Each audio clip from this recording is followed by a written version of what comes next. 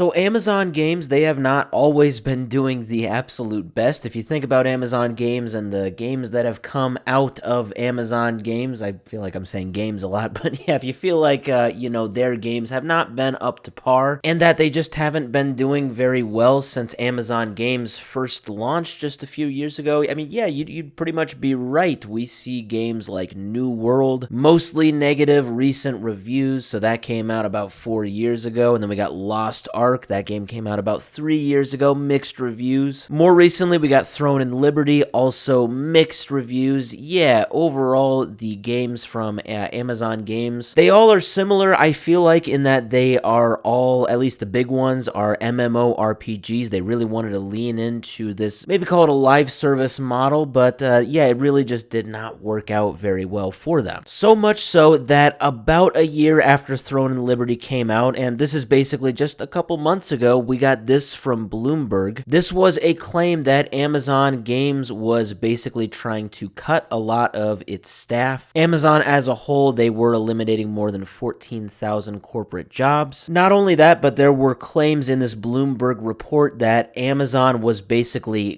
gutting, quote unquote, their games division. Whether that was totally or just by a good amount, I mean, we really didn't know, and I suppose we still don't know right now. I mean, as of right now, Amazon Games, it's still a thing. But the thing is, one of their divisions was just sold to Ubisoft, believe it or not. This is big news today. Now, just so that you know, from what I can understand, there are 5 divisions of Amazon Games. I just got this from Wikipedia. There's Amazon Games Bucharest, Amazon Games Orange County, Amazon Games Montreal, Amazon Games San Diego, and a little studio just called Relentless Studios. I'm seeing that as a studio based out of Seattle, Washington. I don't know why they didn't slap Amazon Games in front of that studio title, but it is what it is. So yes, from what I can see, there are 5 divisions of Amazon Games. And, well, yeah, Amazon Games, they just sold one of them to Ubisoft. We see this right here, and this was the, spoiler alert, this was the Amazon Games Montreal division. So we see it says today, Ubisoft announced that it is acquiring the rights to March of Giants, that is a game from Amazon. The talented Montreal-based team behind the innovative multiplayer online battle arena project will join Ubisoft, and following the game's successful closed alpha, is currently preparing the next large-scale update, which will introduce new giants, and just other stuff with that game. And it says, as part of the agreement, Amazon will also provide Ubisoft with marketing support for March of Giants on Twitch. And so,